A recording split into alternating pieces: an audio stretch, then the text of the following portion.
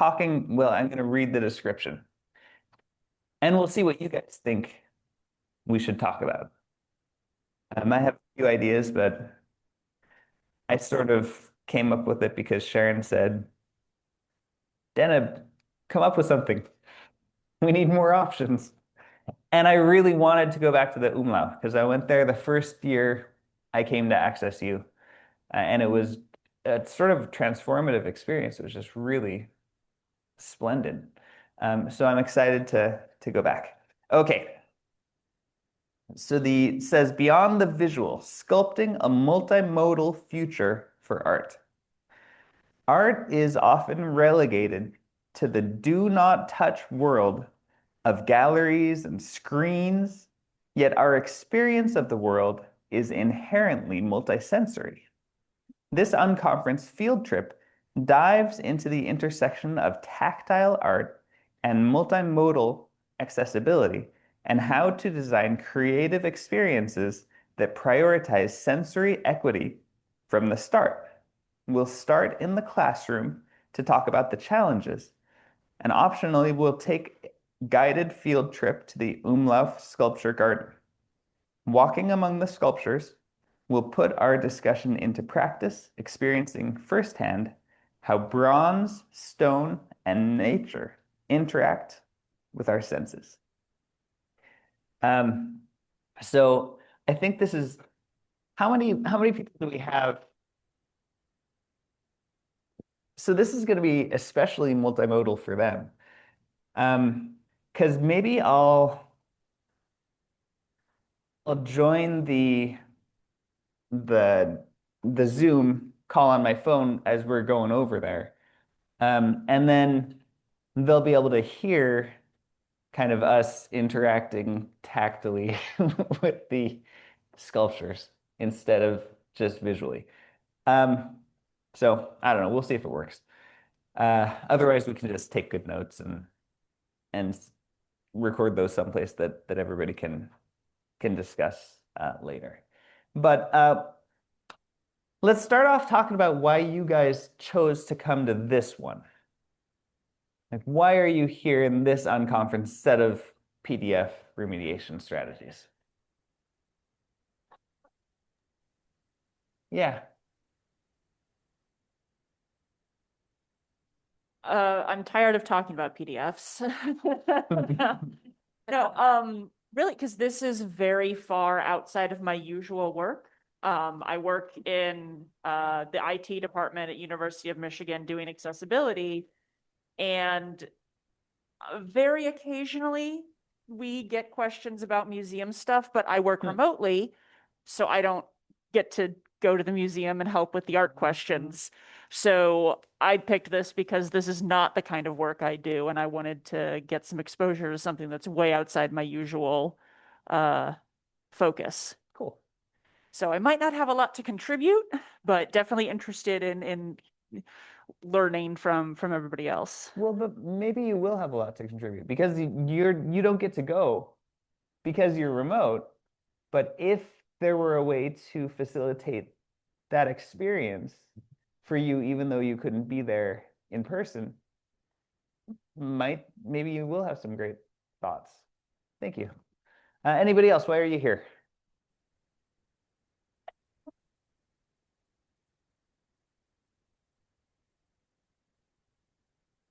Well, two reasons. I flew in from Washington, D.C., and this is my first time in Austin, Texas, and Texas as an entire state. So I really, the opportunity to get out and see something that belongs to Austin, like Umlauf, I'm really looking forward to that aspect. And just not just being in conference rooms, I mean, because we can find four walls anywhere. And then secondly, my personality tends to whatever is odd or different or unique and out of the usual, I'm there. Thank you. That's wonderful. Okay, yeah. You can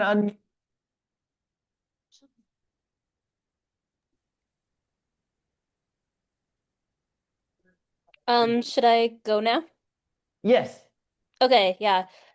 So one of the reasons why I chose this is just because like I'm really interested in my personal life, even though it doesn't really correspond a lot to like the accessibility stuff that I do. It's just something I'm really interested in and passionate about. And then the other reason why I chose this is I'm a master's student in inclusive design right now, and in that program we've learned about multisensory experiences and how to provide um like different things in formats that are in multiple senses, such as like touch, sight, taste, that kind of thing. So that just made me really interested in multi-sensory experiences and environments and technologies and just like a bunch of different formats. So that's also another reason why I'm here. Oh, that's awesome.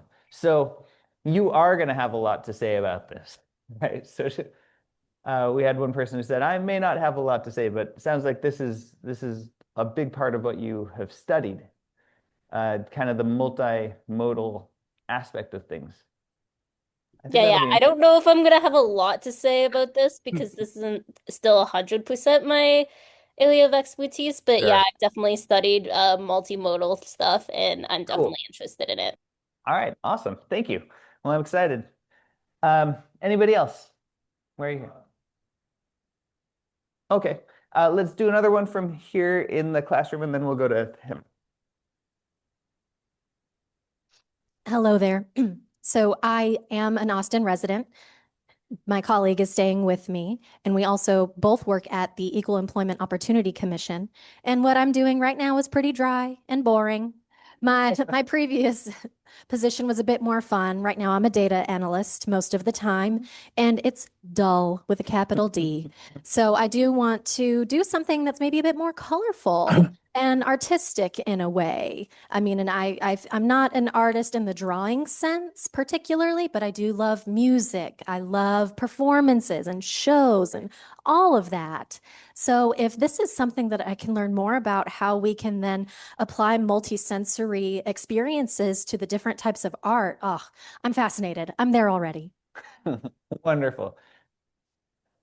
Um, and I want to start out by talking, we're going to get to this other person, but start out. Everybody be thinking about that while we listen to this one more comment. Yeah, go ahead.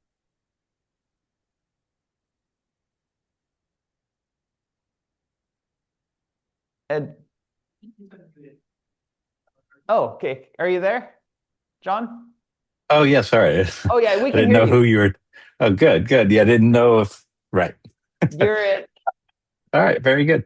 Um, yeah, I'm very interested in well, I'm a painter myself. I have a visual disability from brain aneurysm in 2006, but worked in the technology web world since day one. So the whole interaction of how the internet and how technology can work with art and the relationship to real world art and uh, the representation through technology and the experience through technology is just very interesting to me and to see how what's successful and what's not. So I look forward to just doing this session, frankly, and seeing what resonates. Great. Thanks. Yeah, I'll be interested to hear what connections you can bring with technology because I hadn't thought about that aspect necessarily very deeply. So, great. Cool. Anybody else? Things that you want to gain from this session or reasons you're here or no? Oh, yeah.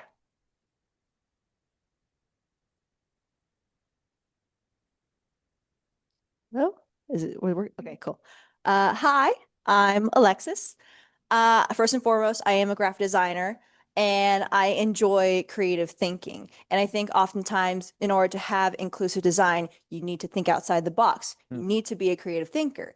And being able to find a way to make design inclusive for all abilities, it energized me.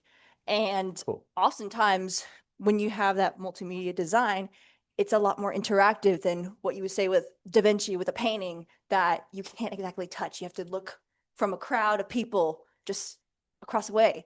So like getting like more sensory stuff. And you'll see that in a lot of the toys that we see in the conference, like the Fidgets and little fidgets. Yeah, I have one in my hand. But this is art as well. It's creative thinking. And I just think those are really cool. great. Awesome. Okay, just get past. That's fine. Cool. Okay. So, is there anyone else online who wants? I don't know. Great. Then let's talk about what art is and what the purpose of art is. Like, why is art a thing? What do you guys think? Oh, yeah.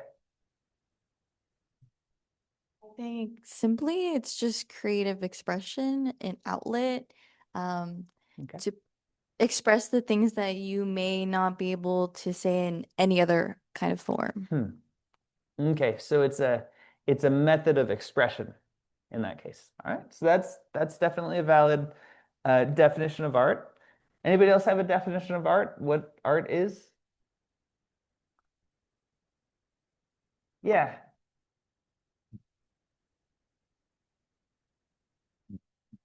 I wouldn't say this is a full definition, but something that kind of always strikes me about art is how ancient it is. Like it's something that goes back to the very earliest of what we could call human. Mm. You know, cave paintings, very ancient, you know, hundreds of thousands of years old sculptures and things like that. And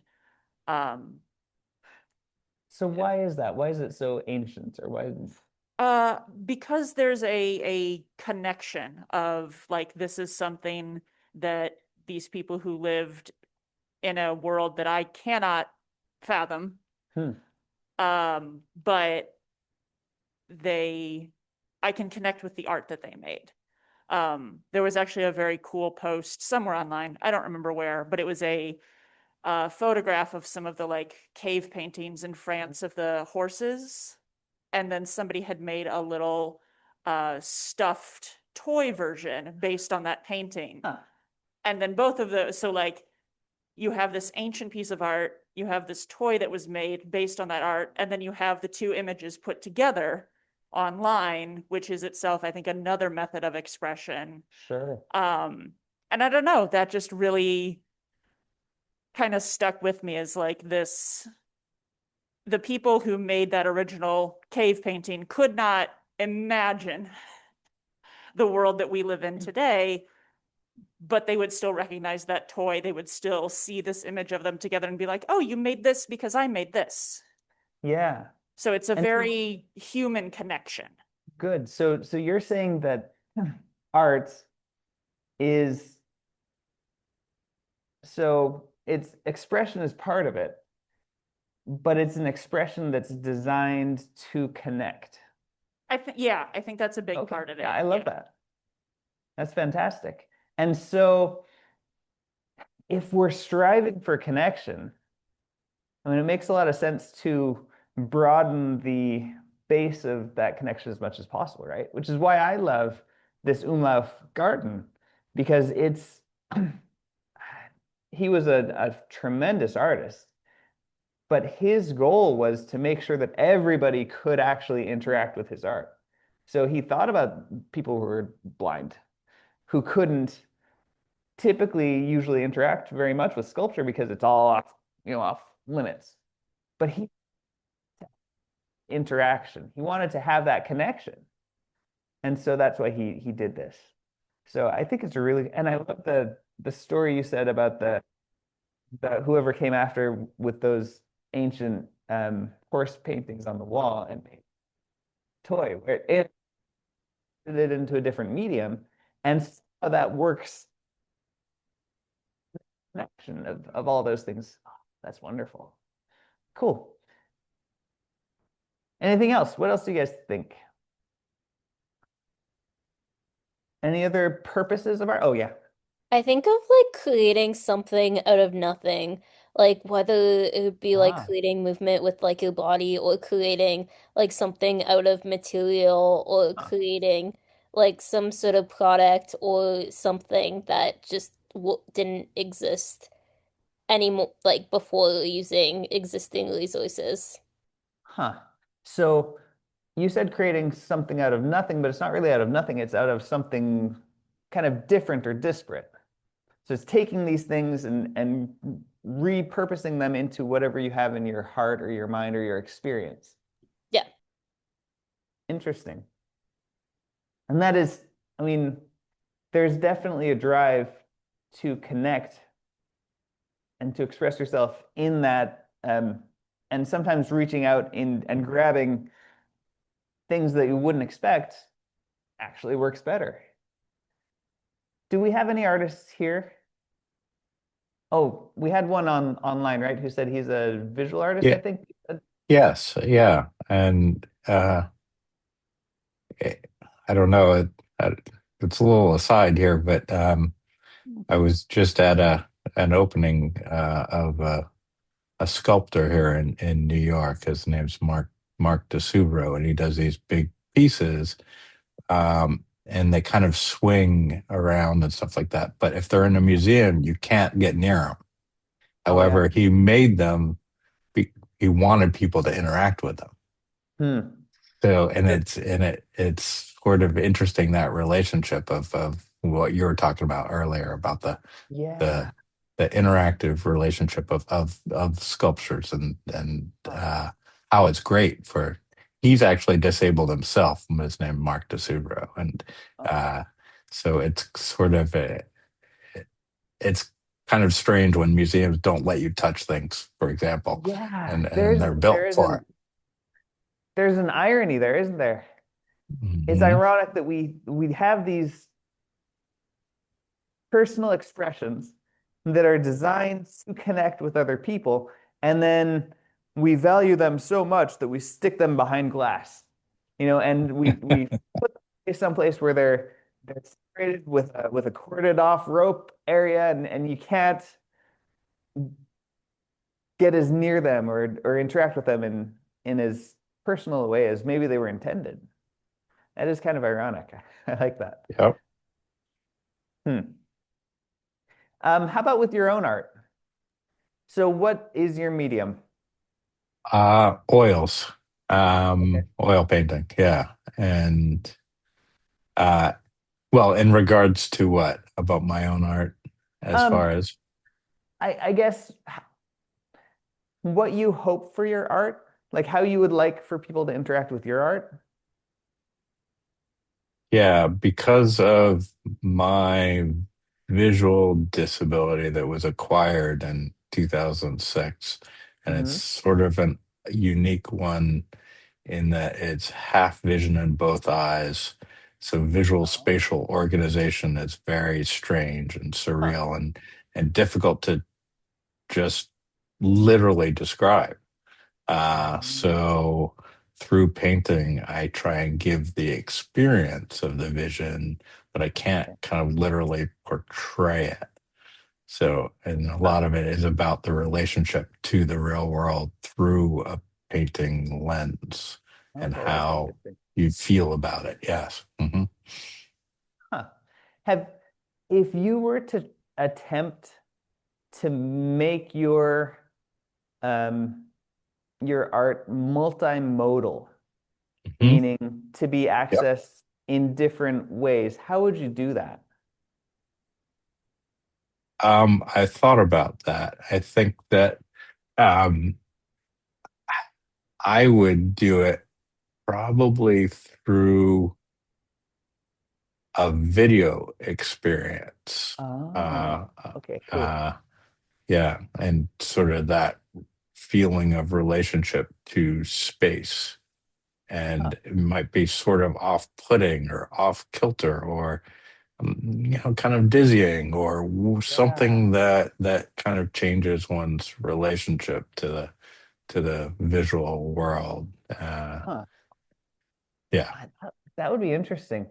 And I wonder, that just made me think if if you made it to be kind of deliberately dizzying or Hmm. off-putting Yeah. or whatever, um, I always think about some of the uh, accessibility requirements that say, we can't have Yep. movement and, in the Yeah. certain ways that give some people really severe reactions, right? But you think that might be Just a little something of that. a, But a I little just thought of something it. to, Another example too in my visual world that's very strange is that if you're like walking with and through people, a crowd of people and stuff like that, and if I'm following a person Mhm. and they move out of my field of vision just by one step to the left, and someone I don't see moves into my vision with one step to the right, and I'm blinking at the same time, that Huh. person becomes a completely different person. Oh, interesting. So things can just like visual recognition of people and things can Huh. get totally thrown too. So it's a And surreal discontinuity in some ways. and that's a very unique experience that you have all the time, I bet. Yeah. And so Uh, to try to um, convey that to someone else, I bet it would be challenging, but a yeah. very interesting kind of endeavor, maybe. Yeah. But you could do it in video very well. Yeah, You could video just would have a work. person going along and then they're a different person, but it takes you a little while to sort of figure it out, and then you Huh. pan around and there's another one, the same person you saw, just in a different place completely. Like, what's Huh. going on here? Yes. Yeah, Video would be a good medium for that sort of thing, huh? sure. Yeah, Yeah. I could see that. Yeah.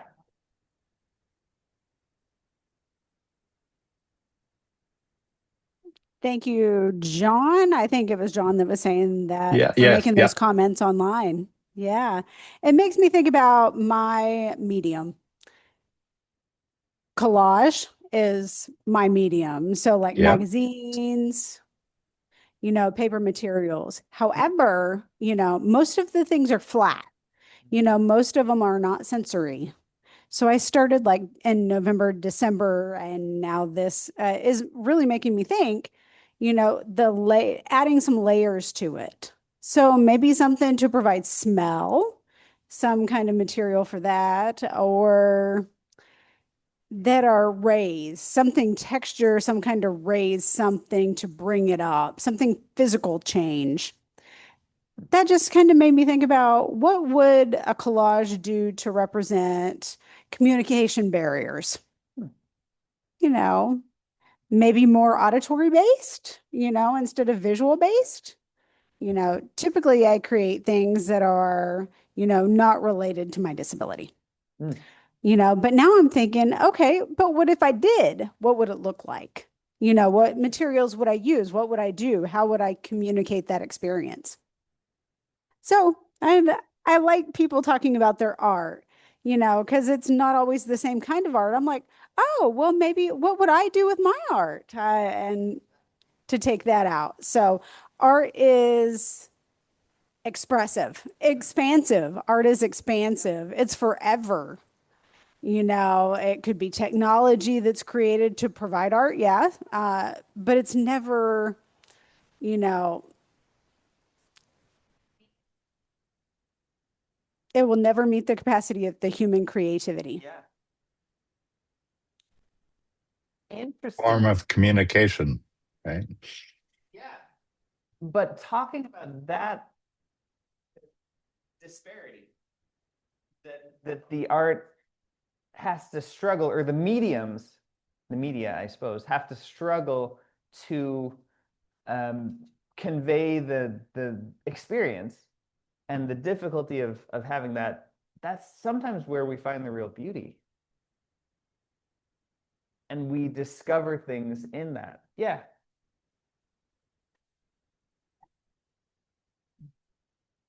So this has just kind of made me think of another I would say this counts as art in like space photography. So you get these photos from the satellites and telescopes we have up in Earth orbit. These beautiful images of distant galaxies and nebulae.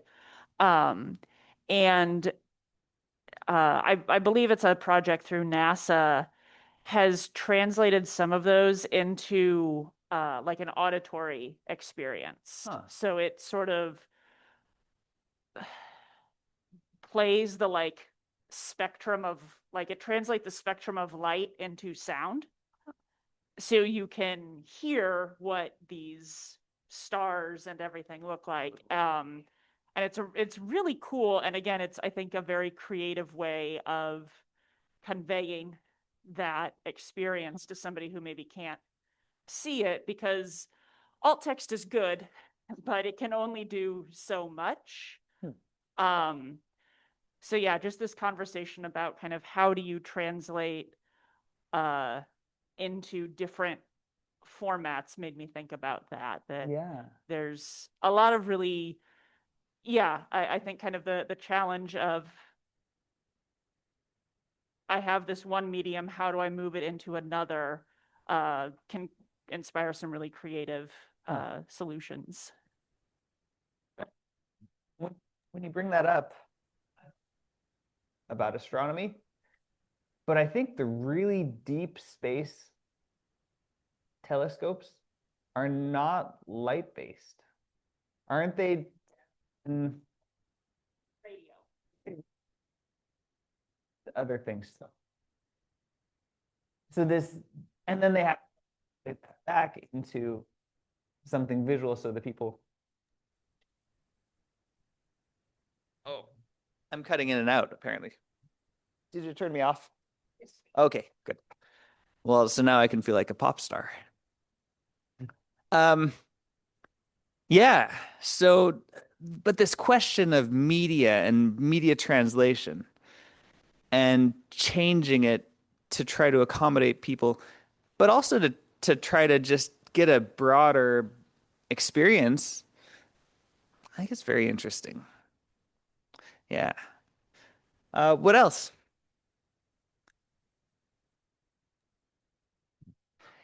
Is anybody else in here artistic? So we've heard from a couple of our remote participants, but not all three of them, I don't think. So we're still waiting on you. But any other artists who are here, or maybe not even, you may not even consider yourself an artist, but we've all had some experience with art in some way, right? So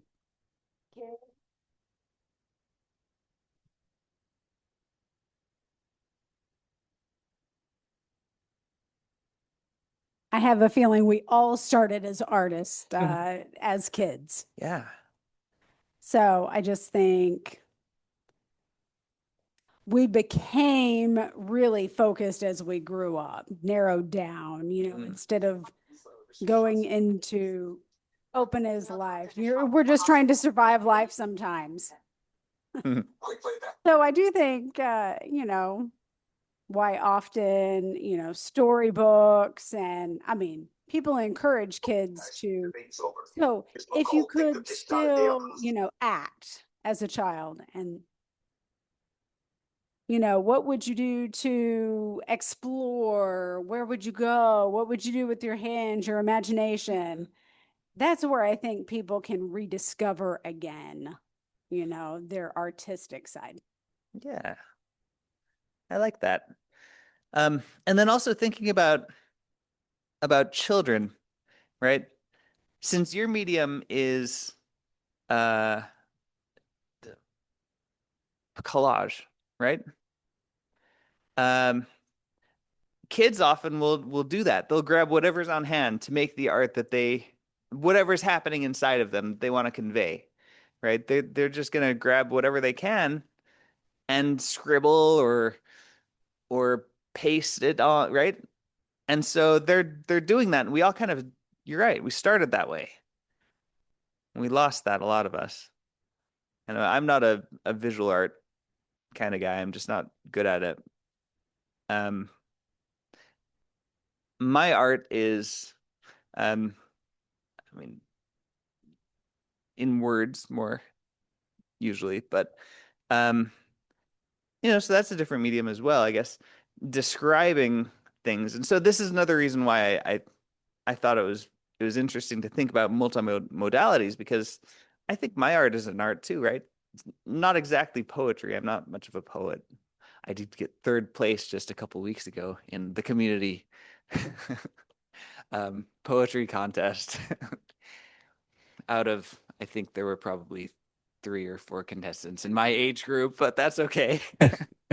Well done. Thank you. Um, but thinking about um that as art as well, I think is interesting, maybe. And it works pretty well in terms of this community, because we've talked a little bit about art, alt text, but we saw it also yesterday. How many of you guys made it to the sight sound soul thing? Oh, you missed it. It was pretty great. So it was a multi-sensory experience. There's music going on in the background. It was a little too loud for my taste, because then I couldn't talk with other people as well. But it was very interesting. And then they had an artist, a visual artist, painting at the same time. And we had Celia Hughes, who's a professional audio describer, and she was describing what was going on stage to people. And so she was kind of painting the picture with words, which I appreciated.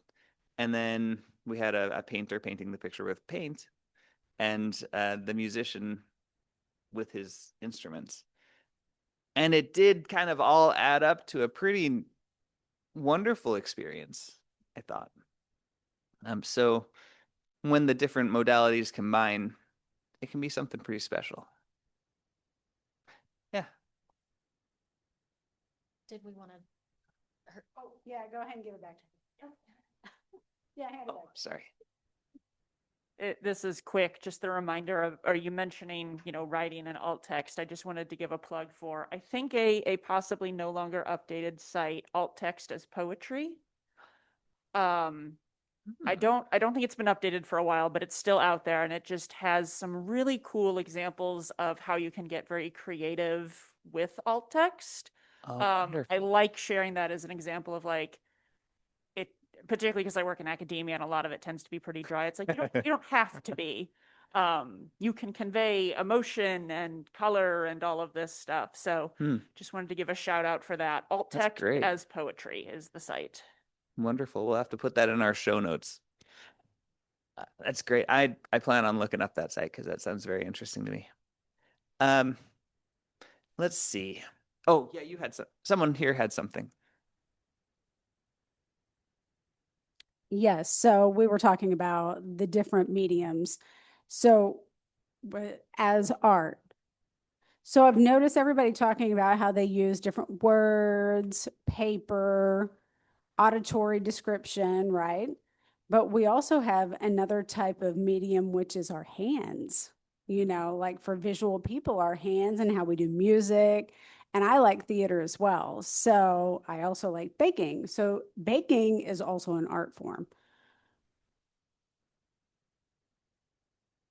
Have you ever seen people who do like interpreting music, or deaf people who perform music as well, or poetry? That's my kind of art form. I love expressing music, and I actually won an award for expressing myself, and also got published before as well. I don't remember what that company was, but yeah, that's my medium, is words as ASL. That's wonderful. I love that. Oh yeah.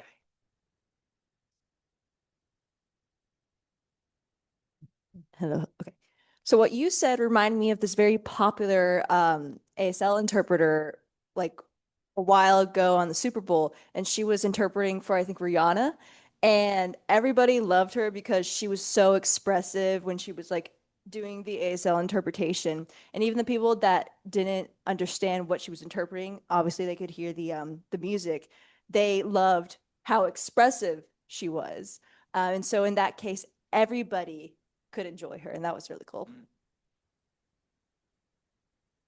We had one in New York City too that was getting a lot of traction for, I think it was mayor's speeches, and everyone was loved how he or she, I forget how, was expressing it, and it was definitely like an art form, that everyone was enjoying.